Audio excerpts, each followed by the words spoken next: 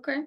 So, most service-based businesses, when you think about it, like a dog daycare, a hair salon, I don't know, a restaurant, they don't tend to, like, owners can't pay themselves Yep. for a while, right? And that's just, that you are investing your money and you're investing your time because at some point the tables are going to turn Yep. and you're going to Absolutely. get all that money back and then some. And that's the whole point. And so for me, that business, I could open 5 locations, totally scalable. Nobody Yep. needs me for anything special. I just pay the bills and do you Yep. know what I mean? Do the hiring. Exactly. And so Yep. anybody can do that. But so I think that's like taught me a lesson. That's one of my lessons learned is that like my consultancy not scalable at all. And I want to scale. Also, since I work for one company 40 to 50 hours a week, it's almost like I'm working a full-time job, really, Yep. except I invoice them instead of being W-2. But the thing that makes it like scarily similar is that they could decide that my assignment is over tomorrow and Hmm. 100% of my consulting income would just be gone Yeah. because it's not scalable beyond me. Yeah. So that's actually what I'm trying to do right now. My job in corporate America is to, basically do all the budgeting, whatever, forecasting, reporting of finances for executives. Hmm. But I figured, what if I do that for entrepreneurs instead? Like, I need to find people like you Sure. who basically created themselves a job and help them learn how to become the CEO or even the owner who Yep. hires a CEO to carry out their vision so that they can like go on vacation sometimes, right? Instead of working 16 hours a day. Yeah. Yeah. And I would say of all the skills, financial awareness, financial acumen, I'll say, is probably the least known for entrepreneurs. Like, And it's so sad. It's oh, so sad. sad because what happens is either people get money and they don't know what to do with it. Me. So whether right, so whether they keep it and don't invest it or simply spend it all, they do the wrong thing with it, right? They don't invest for growth, etc. And it's good while the getting's good. Do you know what I mean? Like if you have Yep. a salon or whatever, you're cutting all the hair, you're getting popular, you're charging a bunch of money. That's great, but you didn't save anything. Like you didn't expand, you didn't hire anybody, and now you Yep. break your leg. What are you going to do? Now you Yep. just have nothing. You lost your job and you don't even have like insurance or do you know what I mean? You don't even have the Mhm. security of sick pay or anything because you didn't do it right. Yep. So yeah, yeah, it can be really tough and people just don't know. Or the other thing is they think they can open a certain business or whatever. Like with the dog daycare, oh my gosh, and I've been a finance lady for a long time. I even underestimated the amount of capital that I would need to Mm.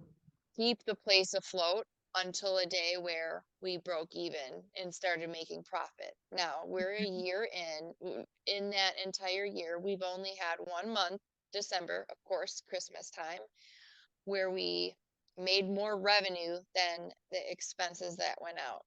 Mhm. I think that this is going to be the first month since then. May, if not May, will be, or I'm sorry, if not March, it will be April for sure. But if I hadn't had sources to draw from, like 401ks or Oh, home equity, I'd have been dead in the water months ago. yep. And so I'm starting to see, and that was why I figured like I need to support entrepreneurs, not CEOs. Like I don't need to help somebody buy their third yacht. What I need is to help somebody keep their business open so that they can feed their family. Yep. Yes. Yeah. Probably a little Um, bit of a different vibe. Oh, you know what? Let me tell you something. When you work for executives, it can be amazing because they're the decision makers, So if you ask for something, you need something or whatever, if the answer is yes, the answer is yes right now. Not like I got to go check with so and so and then they got to check with so and so. So that part's amazing. But if they have a meeting with their boss tomorrow, right? Their boss is the CEO. If they have a meeting with their boss tomorrow, or you work with the CEO and their boss is the board of directors, they need it now. You Mm, can't, if you need to go home, too bad. You better have a good nanny or a good babysitter or a really understanding spouse. And if you need to be online till 2 in the morning, you need to be online at 2 in the morning.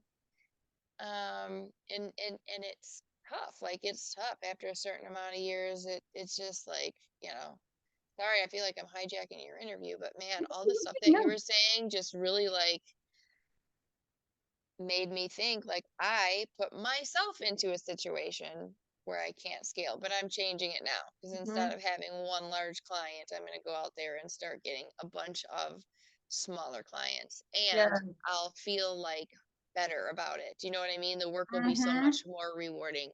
Instead of making rich people richer, I'll be making people that might not have survived, right? Like their business might not have survived into surviving, or somebody who just created a job for themselves into, teach them how to be the CEO or the owner. Yes. Yes. So, And I really grapple with that specific concept around like, is this business scalable? When I got back from the show, because when I got back from the show the first time, I had the speaking and consulting company where I was the technician, the manager, and the entrepreneur. And my business partner, same technician, nah, manager a little bit, entrepreneur on a good day. So when I think about that, it's like I was in a space where I was like, is this scalable? And the first thing I did was meet with a business consultant, paid a little bit of money, met with a business consultant, and was like, what do we think about this? And he provided some just intangible advice I'd love to share on this call around please. scaling service-based businesses in a way that made me think differently. So my second service-based business, i.e. the inclusion company with Nikki Joyner only, this is what we're doing. So he said, Nikki, when you're a service-based business, you should have a good, a better, and a best option. So right now, you are working with everybody. Give me one. Sorry, our laundry's loud. Yeah. You are working with everybody right now at your best. So you are trying to scale your Yeah. best with 24 hours in a day. And you're going to get to a place where, like, when you do more than 50 gigs a year, you get tired. I'm like, who are you telling? 2023, I had 70. Okay. I'm tired. So he said, what would it look like if that was your best option at your best premium market value, but you also had a better option and then a good option.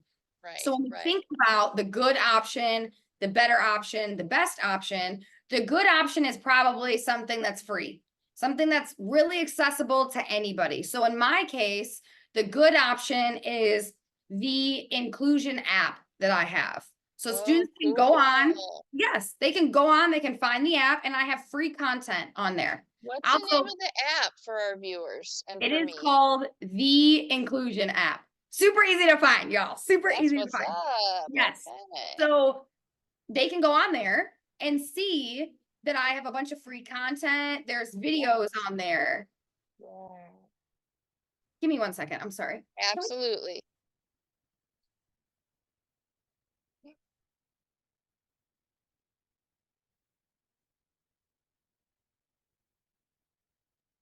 Sorry about that. So No, that's the why we so have edit capabilities. No big deal. the good option is the free app that I have. Now, is there paid stuff on the app? Absolutely. They can Sure. upgrade on some of the stuff, but the free stuff is like my free resources, my content on the app.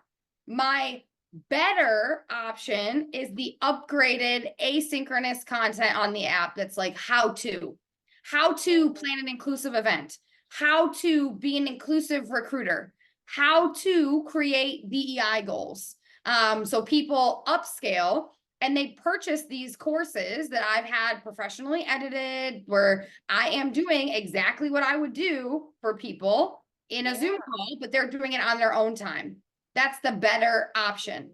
And then Right, the best right. option is you get me in person. So that in Right. person can be consulting or it can be speaking. So you get to decide as the consumer what's the better option for you based upon budget, based upon what you're looking for. But people only ever need me for the best option. I have automated and outsourced everything else. That is awesome. Now, how do you go about finding somebody to, give you professionally edited videos? What do you look Mhm. up for something like that? That's Yes. interesting.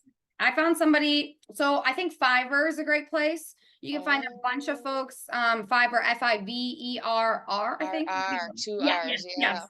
Yeah, they Um, did my logo for Logan's house. Yeah, yes, they're oh my gosh, because love they're it. great, very Yes, affordable too, and yes. fairly professional results. Yes, so I would definitely recommend that. I think Okay. Thumbtack is also another Oh place. I yeah. found videographers Are and you photographers. serious? Yeah, Like we found people like build a fence or yes, like yes, paint a room or something, but I didn't know you could use them for video editing. yep, yep. Not in There's the a ton of stuff on with there. the thought. So yeah, I would recommend a website like that. For me, I found my videographer by way of doing an event in Dallas. So I volunteered my time to participate in this speaking event in Dallas for entrepreneurs to give them 3 pieces of advice.